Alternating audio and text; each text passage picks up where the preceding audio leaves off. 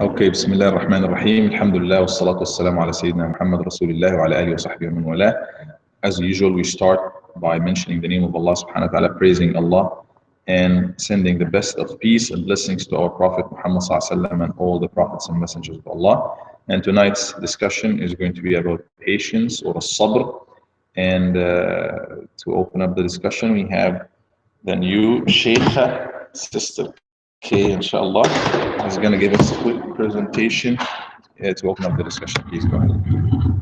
Assalamu alaikum everyone. Alaykum assalam. So I would like to start off with the little story talking about Ayub, which is in English his name's Job, I believe.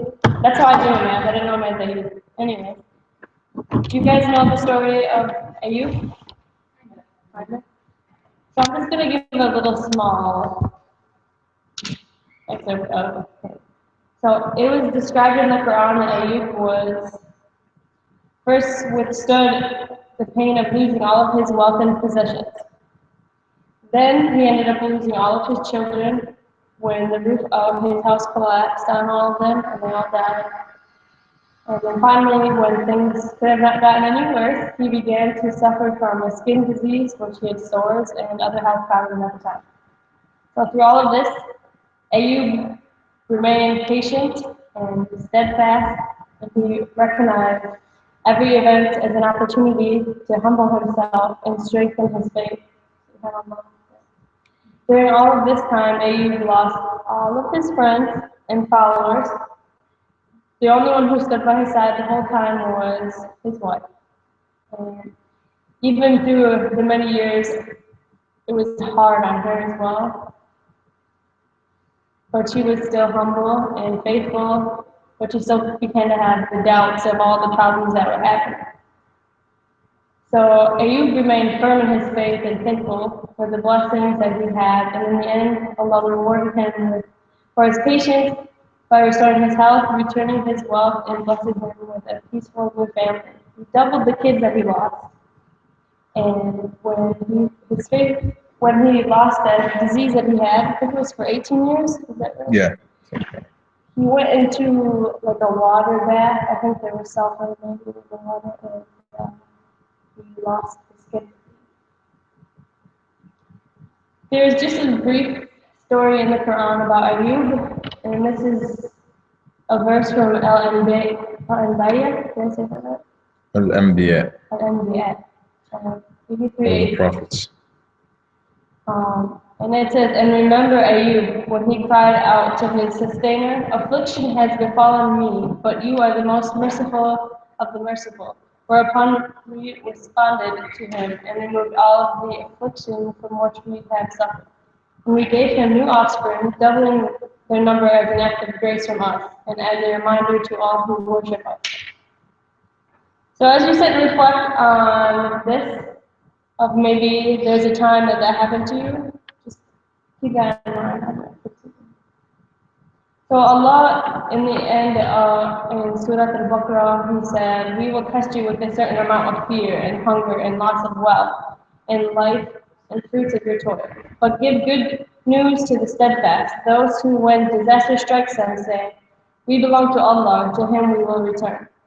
Those are the people who will have blessings and mercy from their Lord. They are the ones who are guided. So be patient. Everything is by God's will. When I was Christian, I always thought the same thing to myself, that God does not put me through anything that I can't handle. If it's too hard, He's not going to put me through it, so I can get through it. Of course, when something bad happens at first, it's like it's the end of the world.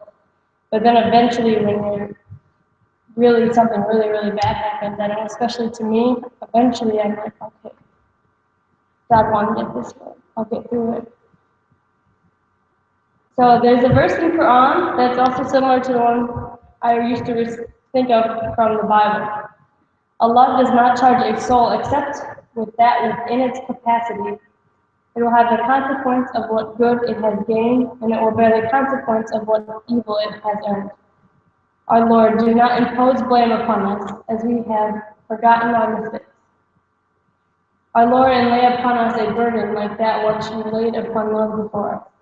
Our Lord, and burden us not with that which we have no ability to bear. And pardon us and forgive us and have mercy upon us. You are our protector. So give us victory over the disbelieving people. This is the last verse in Surah Al-Baqarah.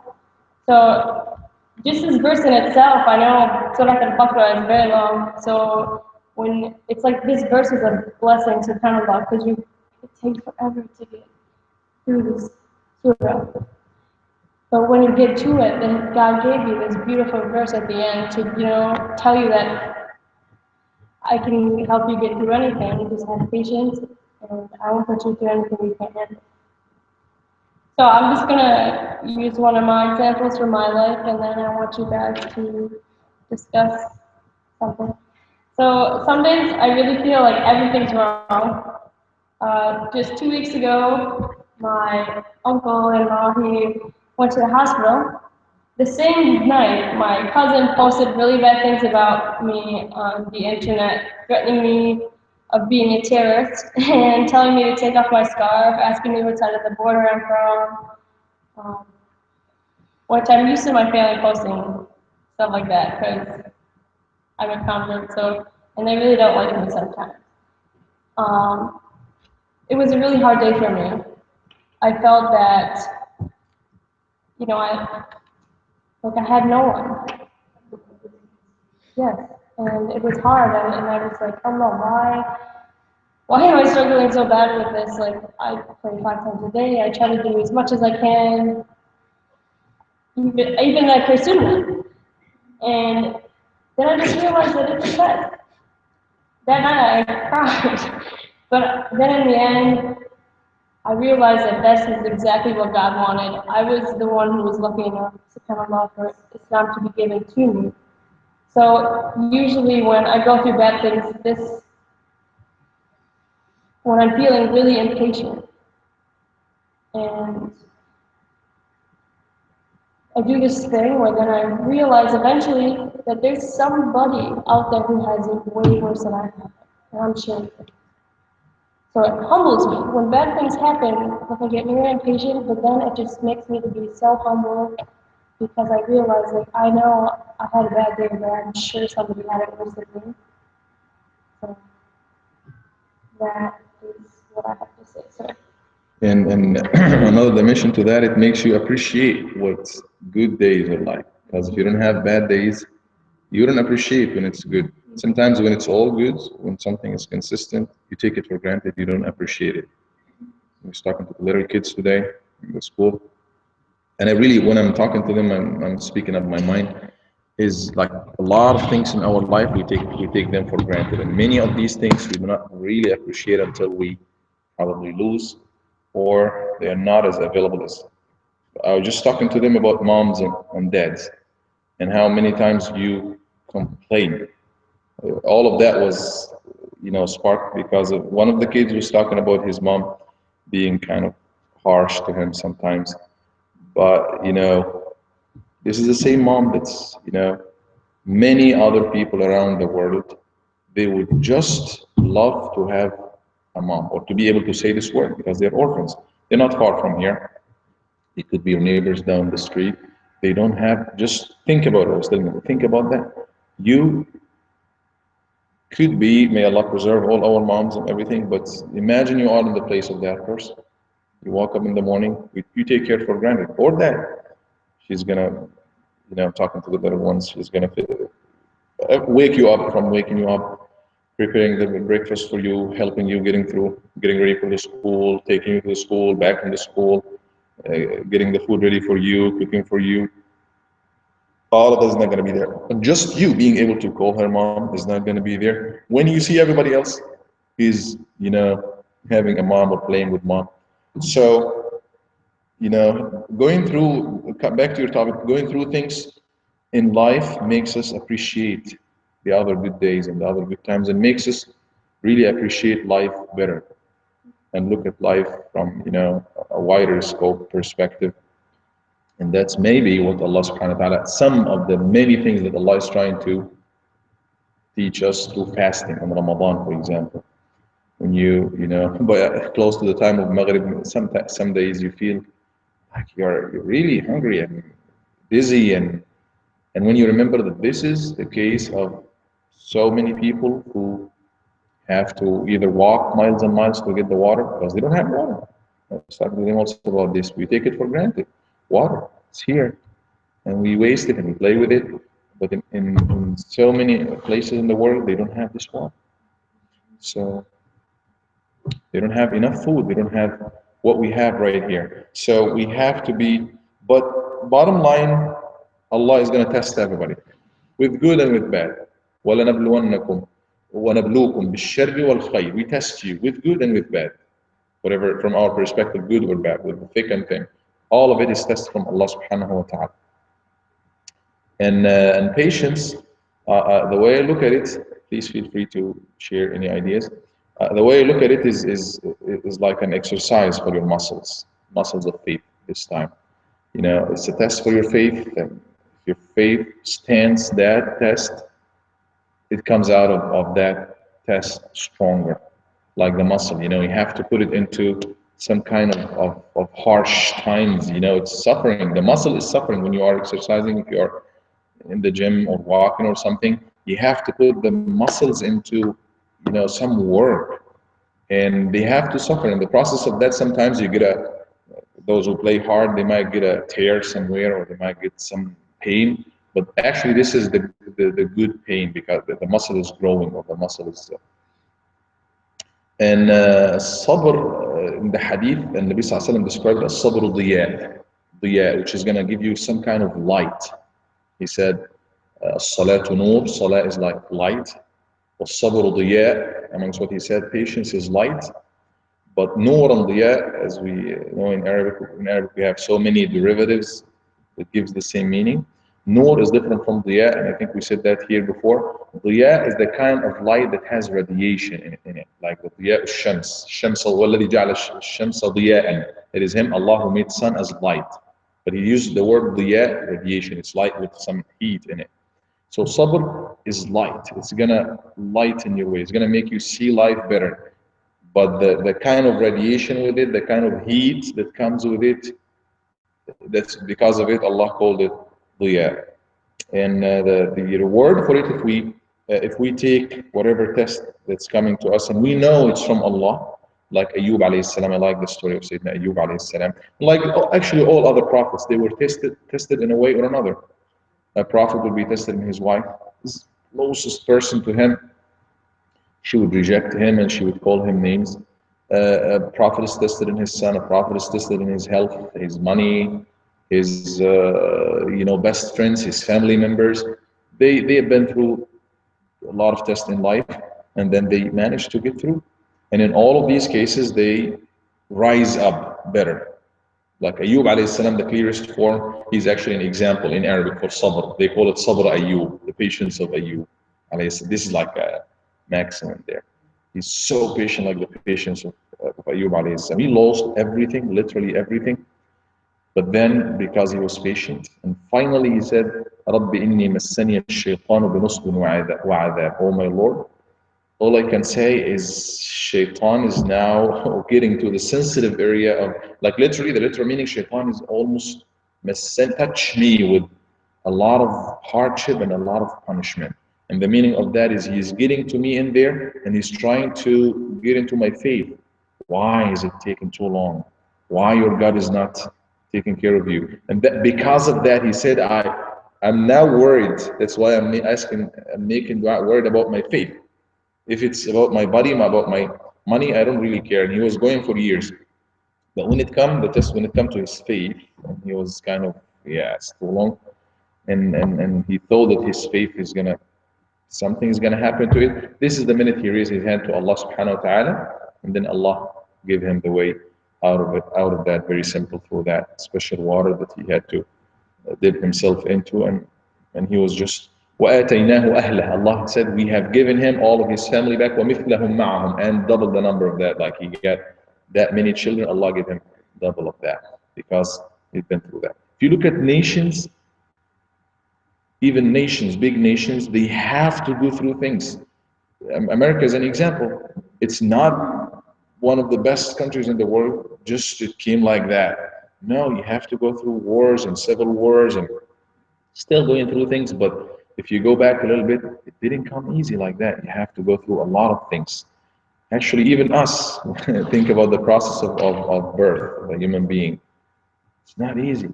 It's life is coming. What we just see the results at the end. A human being, a baby, and then grows into a human, a boy or a girl, and then turns to a man or woman. But the process was a lot of patience was included. Patience on the side of the mom, patience on the side of the family. They have to wait for so long before they see that. Patience when you study.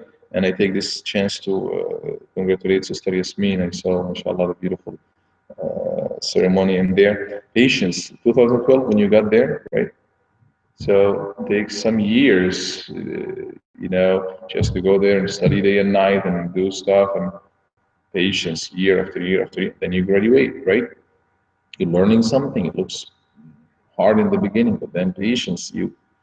Farmers, it doesn't just happen overnight. They put the seed. Actually, before they put the seed, they have to make sure the soil is ready, and then they get the right seed. They put it in the right time, the right amount of water, everything, and then patience. You be patient. You take care of it until you see, the fruits coming. Now, when we hurry up, when we try to accelerate the process of anything, it turns bad somehow. Look at the same examples that we have. We're trying to accelerate the growing of plants, and we play with the genes and genetics and spray some hormones so it becomes big very fast. Then what happens? It affects animals that eat it or humans that eat that. So everything, cooking, for example, if you really need to cook, not talking about fries and fast food, just very fast. It tastes good sometimes, but it's fake taste. But if you want to cook real food, then you have to give it time and right amounts. And then one of the very important elements of the recipe, but it's not there on the recipe, is patience. Give it time. Don't worry. Don't keep opening the oven every few seconds. It's gonna just wait and give it the due time. And in the process of patience, the most important advice I'm thinking is do not lose faith. No, it's a test for your faith and for your amount of patience, which is very much related to faith.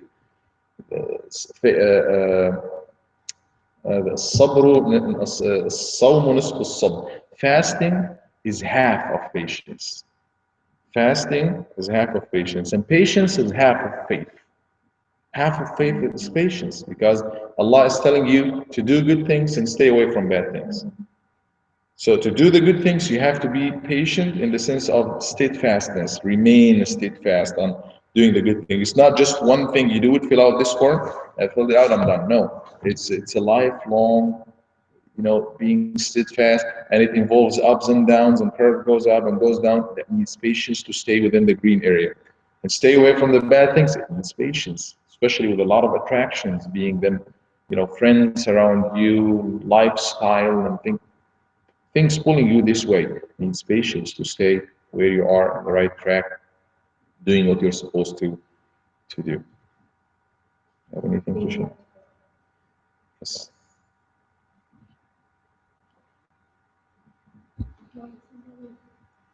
I was just going to mention all the things that you just said about being patient. You can't just sit there and wait. You have to be practical and doing the right thing by being active, by making the right choices, making that change, doing something different than before to gain that patience. You just can't sit there and wait. That's not being patient. That's just waiting.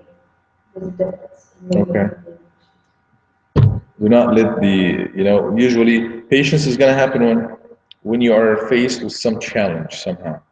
Challenge, a problem is happening. And then the approach, the reaction, or the approach you take to react to that is going to vary into too many things: panicking, losing faith, losing hope, not doing anything, or trying to keep control of what you're supposed to do and keep control of yourself and take over the situation and be patient throughout the process, knowing that it's going to come to an end as you are working. So now I get to trying to say being proactive or being, practical. Nabi Sallallahu Alaihi Wasallam, if you look at his life, most of his life were tests. Before, at the very close to the end, he would see some of the outcome. He was patient in Mecca. Doesn't know that there's going to be Medina and there's going to be a lot of followers and a lot of support, and he would have his own masjid and place there. He didn't know any of that, but he knew and he had faith that Allah is not going to leave me alone. It's your everything. Your mind, your life, your everything. That's it. And that's what is looking in us how much we are patient. He's telling us too. But he's telling us so we can. Right. Yeah. And I'm thinking of something right now, just came to my mind. When you are practicing patience, it's just like you get in a board of a ship or a boat or something, and you don't see the other shoreline. So you go and you don't know where is it taking you, right? This is the case. I'm getting into something like that day. Sister Kay was talking about attacks from everywhere and bad things from everywhere. Is that going to end? How long is it? So you get through things and you don't know what is the end of that or how it's going to turn.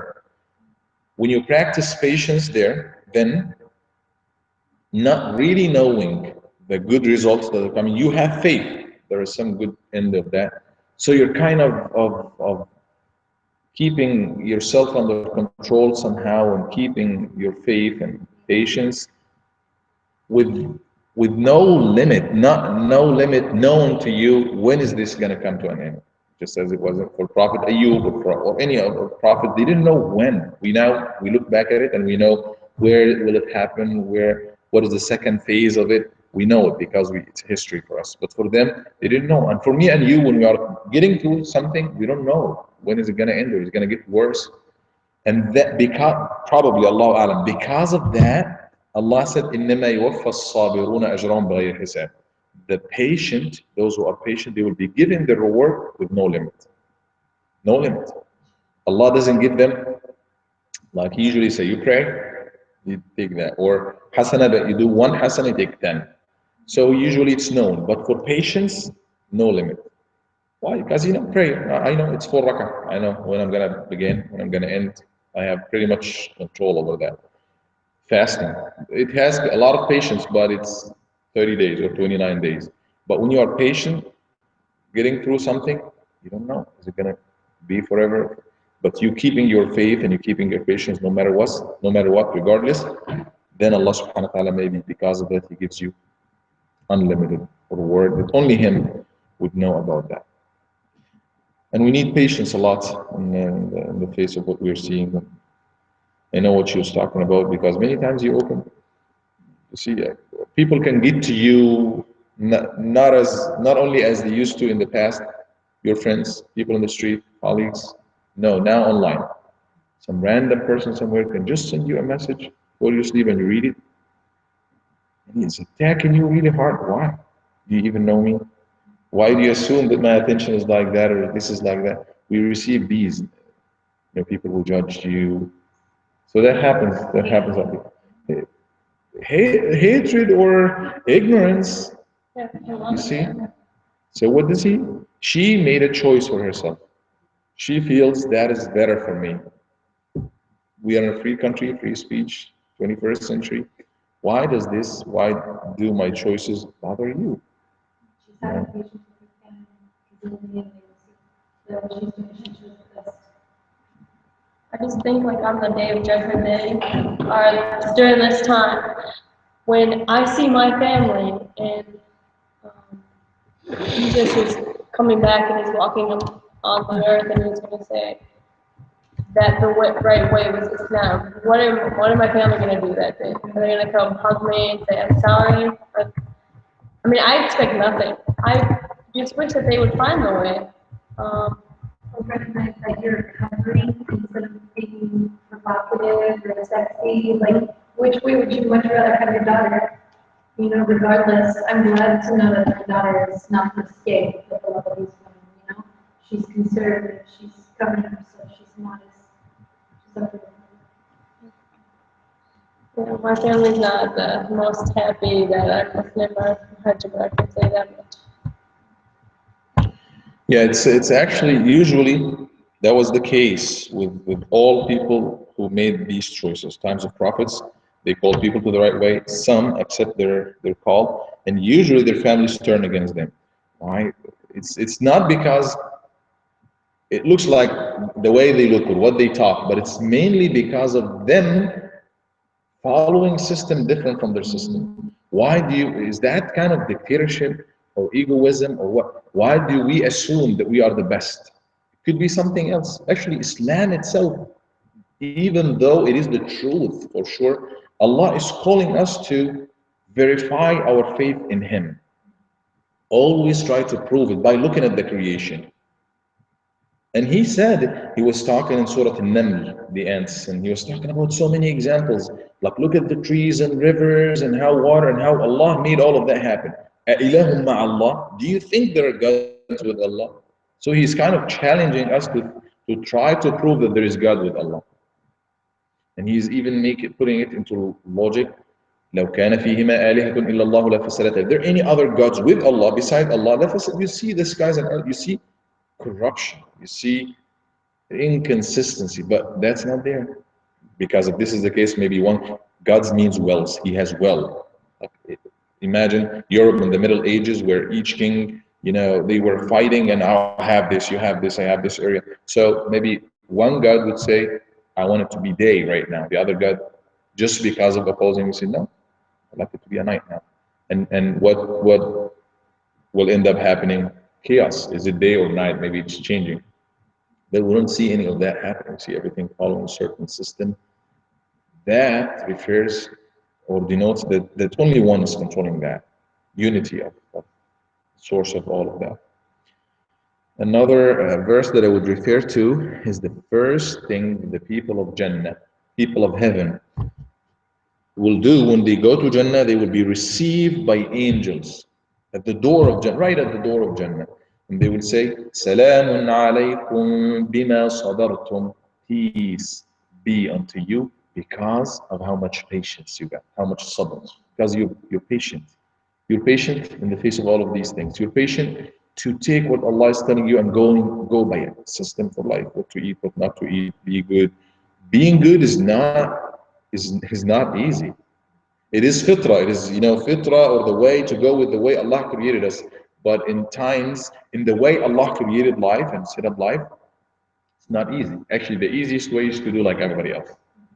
Simple, easy. Just do like that. Be that. So, no limits. No, I want to do that. Go do it. But Allah is telling us it's not good for you here. It's not good. You're going to destroy yourself if Allah. Actually, it's a ni'mah, it's a blessing that Allah is Allah, that God is there, is God. Because if we just take our minds and hearts as our gods, we will destroy ourselves by ourselves. If we have no limits provided to us by Him, we see ourselves, every single person of us humans, that's not there in the animals. You wouldn't see the strongest lion there. He wanted to dominate the earth. No, he may be just dominating his territory. That's it. He's not going to go to the other territories but some humans, their dreams is to kill other humans for the sake of killing and just, try new weapons. We have some old weapons now. Let's drop them somewhere and try them and see. So what it takes to be good is a lot of patience, and obviously the people of Jannah were so good, and that's why they will end up in Jannah. And the first greeting they will receive in Jannah. Now you are in peace, full peace. Salamun alaykum bima sabartum, because of your patience. Your patience. فَنِعْمَ عُقْبَى الدَّارِ, and best of abode is that above you. That's coming ahead. That is the best for you. May Allah give us patience. Ameen. جعلنا من الصابرين. Do you have anything else to share? I don't believe you're taking from those situations that will strengthen me in my faith. Because we were able to free something that against us from birth, and if we sort it out, but also give it to other people that we all have. But you always remind me of the commandments of the Prophet. Yes, the stories and everything. verse that makes me feel a lot stronger what I need to do. It reminds me also of the series Guided Through the Quran. And it's by one of the sheikhs. It's not in English, but it's only subtitles. And it's all readers. They will tell you verse guiding them. And it will tell you the whole story of what they're going through, or the beauty of what they learned. So look back for that. It's interesting thinking about that because, like I said, I always thought before I converted this one thing. Bad things happen, I thought the same exact thing. So I'm just going through anything I can't handle. But I mean, of course, it took me a while to think that. Sometimes I get so depressed, and it's the end of the world. That some things were super stupid that I would never get upset for, that I would just be impatient for. I know I'm very impatient. But somehow Allah always brings me back to humbling me and like makes me appreciate my hard work. And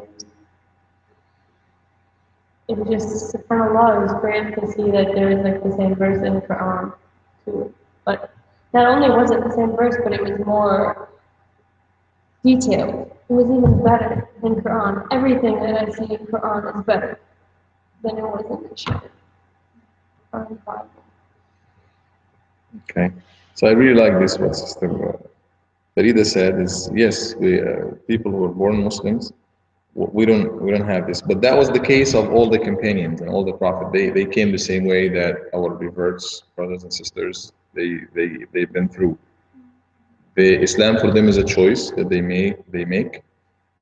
Then, because of that choice, they are challenged by the families and societies and where they come from, which is also very dear to them. I mean, this is our roots. We are challenged because of our faith, the choice that we make. Should we continue with that, or so it takes a great deal of patience and things that you have to go through. But with that comes a great deal of reward from Allah subhanahu wa ta'ala. Maybe a reward similar to that same reward of the companions, friends of the Sahaba, friends of Sayyidina Isa alayhi salam, the disciples, all of the people who had to, like if we are people like myself, we are definitely challenged with other things, but no challenge as far as this area. I'm imagining it's like a flat road. We just go, or maybe even down the hill faster. But for you guys, it's uphill. You have to have so much more horsepower to go not only against the regular challenge that everybody else will have, but against those added loads of challenges and barriers in the road. Some rare cases I've been through, the families are supporting them. They are happy. They see the change, the better change that happened to their son or daughter or something. And they actually open-minded to support that, but most of the times they will not like it for some reason. Also, like we just said, it reminds me, a lot of friends that I have, they'll go through the struggle, but again, it's patience, it doesn't happen overnight. It's like 10 years later, the family realizes, you know what? Wow, she's a much better person than she ever was. Right. So, inshallah, And that causes the equation or the rise again. Like say you will be patient for so long, but then it's not gonna be always, he's not gonna be always here. It's gonna come up again. Patient, overloaded with studying and tests and stuff, but then at the end you succeed and you get the degree you're looking for. Farmers there waiting for maybe weeks or months, and then you would see the crops coming out, or fruits or whatever. So the fruits are coming out. You'd see it here, inshallah. Obviously, by having all of these, brothers and sisters in this community, as like addition to what you have already, family, bigger family, and in the hereafter, angels will be waiting for everybody. Maybe they will know. We'll get more of patience, and they will have more light or more reward in special places in them. May Allah make us ma'as sabirin, with the patient, with those who are patient. Amen. Okay, thank you. What is the topic we're going to have for next time, inshallah?